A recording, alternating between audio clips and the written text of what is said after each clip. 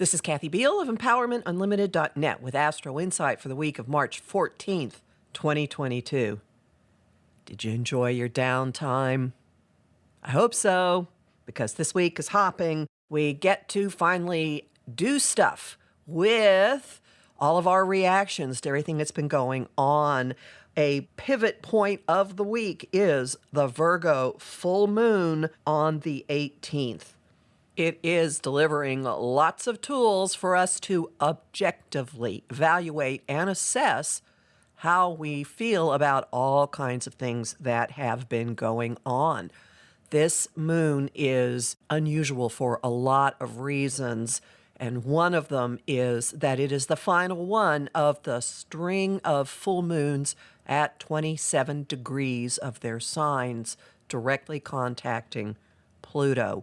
This one is trine Pluto. That's an easy flow, and it's also trine the North Node in Taurus, which means after a week of floating and just being and maybe licking our wounds, maybe just relaxing, having downtime, we are firmly, fully here in the earth plane, dealing with mundane matters and especially our emotional well-being.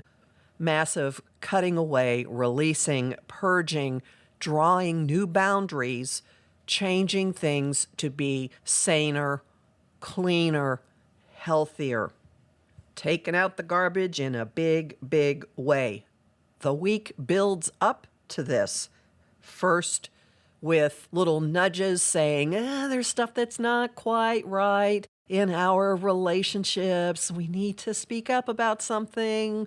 Oh, we don't want to, but something's nudging, nudging, nudging until we finally think about something differently, say something differently, followed by an opportunity to really get very clear about who we are, really get very clear about our own power, which does not, as I always say, mean slamming your fist on the table.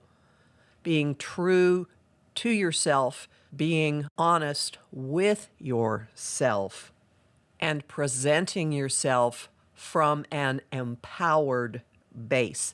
You may have the opportunity to strip something away from how you have presented yourself, strip something away from your identity, and that process flows directly into the Virgo full moon.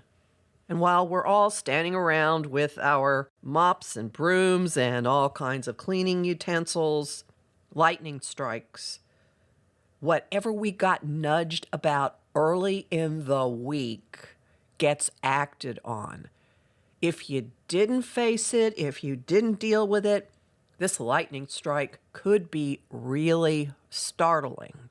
Venus is squaring Uranus. Venus, the ruler of everything we value. All our precious toys, our money, relationships, love, creativity, beauty, you know the drill. In the sign of Aquarius, which rules friends, in a challenging aspect with Uranus in Taurus. These guys are in mutual reception. Venus is in the sign that Uranus rules. Uranus is in the sign that Venus rules. So everything is related, with somebody shaking the tree, but good, throwing lightning bolts into things, making us look at stuff differently, but most importantly, changing our hearts, changing our desires, changing our relationships. Something could break into being, something could break out of being. We could be the one being forceful. Fate, circumstances, something outside of us, another person could be the one being forceful, but it's essentially a lightning field of change leading us into the equinox. On the 20th, the sun moves into the sign of Aries and starts spring in the northern hemisphere, autumn in the southern hemisphere, and the stuff that's hanging in the air at that switch runs as a background program for the next 3 months. That would be, at a minimum, the Venus-Uranus square, shakeups, bringing the sorting hat back into our lives and realigning who we are traveling with, and Pluto trining the North Node, coming off that grand trine with the Virgo full moon.